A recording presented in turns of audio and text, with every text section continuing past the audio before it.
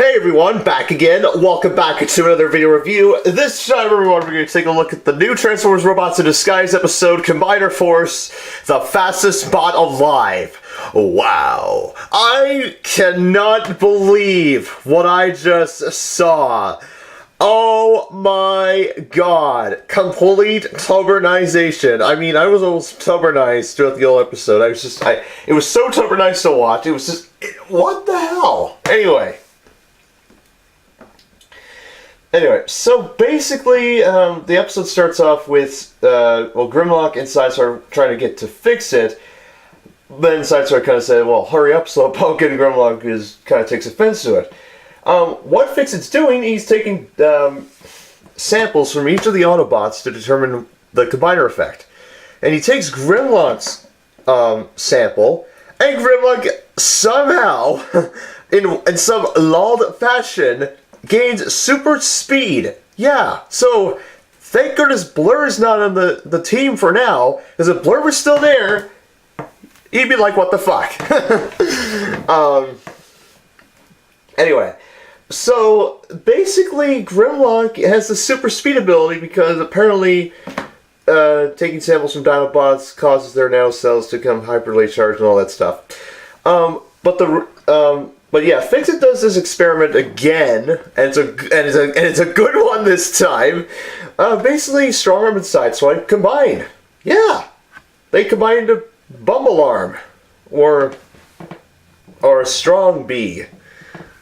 Yeah, because basically, Bumblebee's the shirt and Strong Arm's the pants, and they didn't work out for a while and all that stuff, and yeah, so and then they figure out what the hell's going on with Grimlock, but then all of a sudden, Fix-It detects over 9,000 Decepticons invading the Crown City subway system. Yeah, like over 9,000, like more than anyway. Fix-It tracks a bunch of Decepticons on his thingy there, and he pretty much all the Autobots minus Grimlock head over to the abandoned subway tunnel that was active in season 1, no joke. And yeah, they come across these old subway cars as barricades, and then they come across these Minicon clones that look a lot like Simicore. Yeah, and they pretty much they're getting overrun by the Minicon clones. Grimlock, meanwhile, back at the scrapyard, is trying to master his ability. Russell's like, you should stay out of this. And Grimlock, obviously being self-confident, says no. And pretty much when Bumblebee tells them that we're being ambushed by the Minicon clones, Fix-It just reluctantly sends Grimlock through the ground bridge, who pretty much Grimlock takes care of the rest of the Minicon clones. And pretty much they're sparkless clones. So they fall to pieces, and they die. The end. Okay, that's not the end, but here's the actual thing. So, pretty much Grimlock cannot control his speed, and Bumblebee's like, I'm going to send you back to the scrapyard, but then Drift has an idea of having Grimlock lowered onto a flatbed truck. And they push the flatbed truck over to the same location. The very same location, back in Season 1, where Vertebrake pretty much swatched chassis with Sideswipe as an experiment. But he was long taken care of. So they come across it, and now it's a cloning factory. A cloning lab.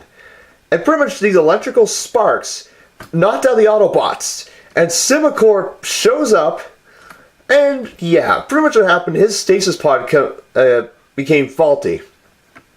So unfortunately, he escaped at some point, after the events of the Decepticon Island saga, after they took down Steeljaw, that Simicore somehow took off out of his faulty stasis pod before he was sent back to Cybertron. Unfortunately, his Minicons Axiom and Theorem, they were sent back to Cybertron. Simicore wasn't. So yeah. And pretty much Grimlock, he comes in, and Simicore pretty much beats the crap out of Grimlock. Because he wants revenge for what happened in the episode Brainpower.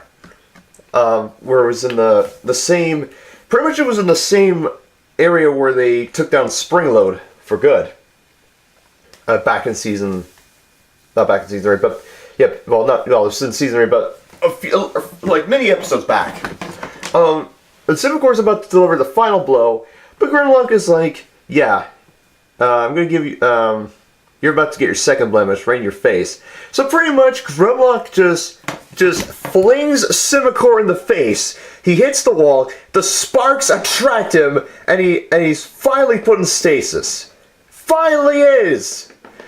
Finally put in stasis.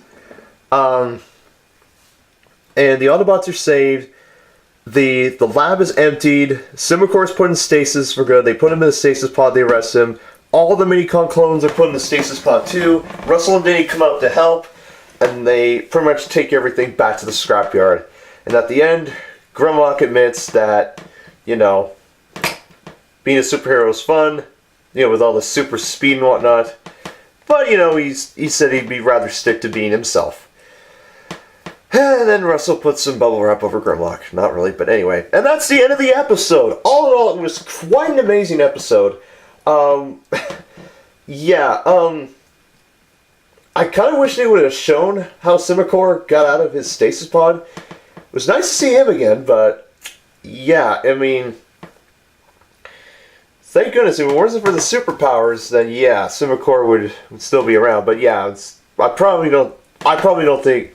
don't think we're going to see Simicore again because he was long taken care after and all that stuff. The Minicon clothes were as freaky as hell. I'm not joking. I mean, they're like, holy hell. Like, Five Nights at Freddy's too much? Timothy? Well, I mean, Timothy is more respectable than Five Nights at Freddy's, but you know, don't get me wrong. Timothy is an extraordinary character, and Timothy is just an outstanding figure. Timothy is just like an all-around character, and Timothy is just like, wow. But anyways, Simicore was wow. But I don't think we're gonna see him again. Because you know, same with Springload. We're probably gonna see him again. He's probably gonna go back to Cybertron. You know what I'm saying? Grimlock's superpower was hilarious. Denny's collections are a mess. Cleanouts on aisles 8, 12, and 14 have to be looked after. And the funny thing is, when all the Autobots transformed and rolled out into the ground bridge, and Denny's the last one standing, man, he was like, oh man, like... Now, Fix could have just kindly gone over and helped Denny, but no, he was too busy focusing on other stuff. So, that'll be added to the Karma for Fix-It thing a little later on. But all in all, the episode was pretty good. It was nice to see Vertebrake's old lab. I don't think we're going to be there again, since they've pretty much by now emptied it all. And disposed of the technology properly. Because we don't want clones of the Stunticons and the Soundwaves Minicons and whatnot to come back and just we don't need anyway.